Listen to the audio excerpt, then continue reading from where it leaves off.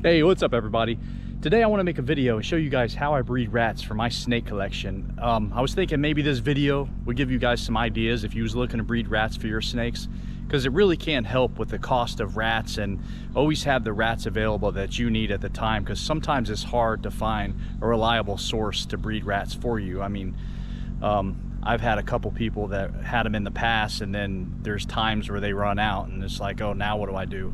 So sometimes it's just easier to breed them yourself if you have the space available to do it. So I thought I'd just show you how I do it, maybe to give you guys some ideas. So first of all, this is the shed I have them in. So my shed, this is a 12 by 24 foot shed. It's one of the first things I did when I moved into this house. I've had this shed brought out so I could move all my rats down. And I was never really planning on putting this many rats in here. Let me shut these exhaust fans off.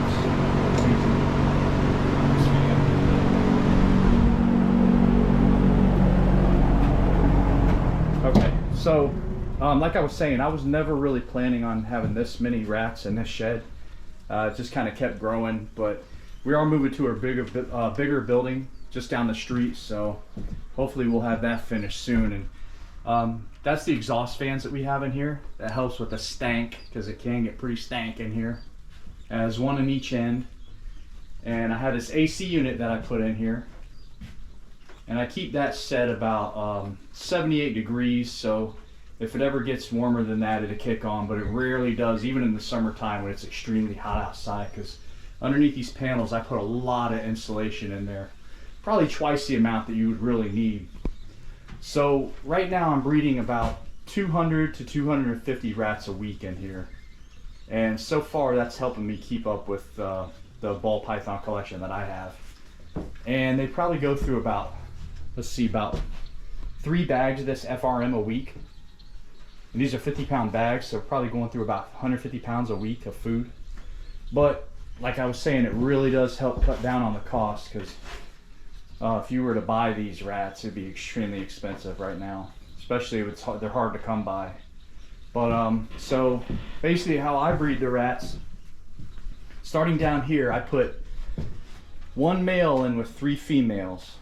And then when I go through and I clean all these, I'll remove the pregnant females and I'll put them together down here in these tubs. So I'll put 2 females together in each one of these tubs, and they do really well in there together. They kind of help out each other with the babies. They kind of share the responsibilities. And these are all racks that I had made myself. And there are some companies that will make them for you, but I made these myself years ago. And I have these 5-gallon buckets that feeds the water. It's all gravity fed water system. This hose here just kind of wraps around the entire thing. And then they all have their little water spigots on each one. So get a look at that. So they drink it through that, and they just kind of eat the food up through the screen here. You just kind of pile the food on top and they'll eat it up through the screen. Let's see if I can get a look at there's a mama with a bunch of rat pups. See if I can get a look at a pregnant rat, just to give you an idea of what it looks like. So it's pretty obvious when they become pregnant. So like I said, I'll put 2 pregnant rats together in these tubs, and then once the babies are weaned, when they're big enough to be on their own and they're eating food on their own and drinking from that water spigot, then I'll move them up into these bigger tubs. And then they'll stay in there till pretty much till they get fed off. And these tubs are basically just concrete mixing tubs. You can get these from Lowe's or Home Depot.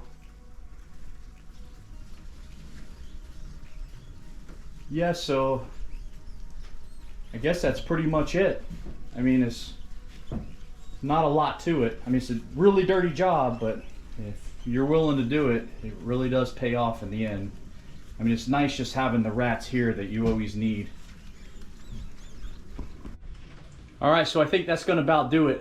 Hey, thanks for watching the video, and if you have any questions, just comment down below, and maybe I can try to address some of the comments in another video and show you some things maybe that I was missing in this.